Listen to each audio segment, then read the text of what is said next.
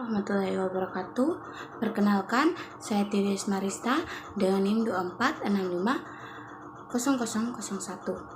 Video ini dibuat untuk memenuhi tugas mata kuliah pemrograman Java dengan dosen pengampu Bapak Muhammad Arif Suryawan, Sarjana Komputer, Magister Teknik.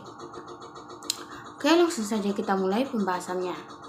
Program yang saya berikan ini terdiri dari beberapa file Java yang saling terhubung dan semuanya menunjukkan konsep pewarisan dalam pemrograman berorientasi objek. Oke, file pertama dimulai dari kelas bangun datar .java. File ini berfungsi sebagai kelas induk atau parent class. Di dalamnya terdapat dua variabel, yaitu luas dan keliling, yang digunakan sebagai tempat penyimpanan hasil perhitungan pada bangun datar apapun. Kelas ini juga menyediakan dua metode, hitung luas dan hitung keliling. Namun, kedua metode tersebut belum berisi rumus perhitungan yang nyata, melainkan hanya menampilkan teks bahwa sistem sedang menghitung luas atau keliling.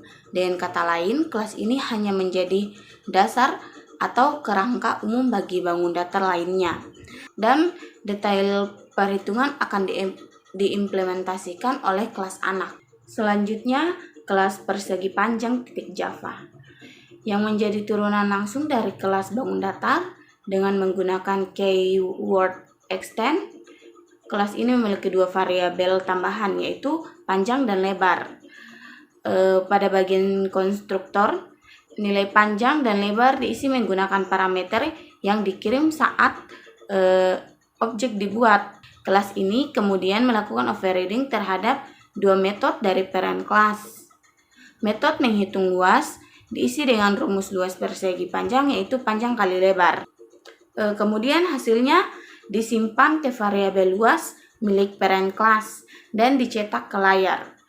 Metode hitung keliling juga diisi dengan rumus keliling persegi panjang, yaitu 2 kali panjang tambah lebar, kemudian menampilkan hasilnya.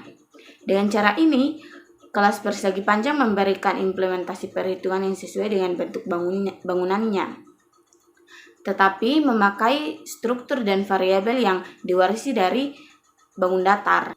Selanjutnya itu kelas segitiga .java yang merupakan kelas turunan dari bangun datar. Di dalamnya terdapat dua variabel, yaitu alas dan tinggi, yang digunakan untuk perhitungan khusus segitiga. Pada konstruktor, kedua nilai tersebut diisi saat objek dibuat. Berbeda dengan persegi panjang, kelas segitiga tidak hanya mengoverride metode dari parent class, tetapi juga menambahkan metode yang lebih spesifik untuk segitiga. Metode hitung luas segitiga menghitung luas menggunakan rumus 0,5 kali alas kali tinggi, lalu menampilkan hasilnya. Sementara itu, menghitung keliling segitiga, program menggunakan perhitungan sisi miring melalui rumus Pythagoras, yaitu akar dari alas pangkat 2 ditambah fungsi pangkat 2. Setelah mendapatkan sisi miring, program kemudian menjumlahkan alas, tinggi, dan sisi miring untuk memperoleh keliling segitiga.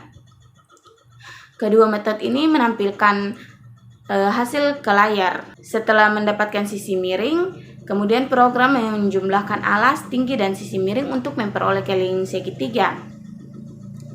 Kedua metode ini menampilkan hasil ke layar.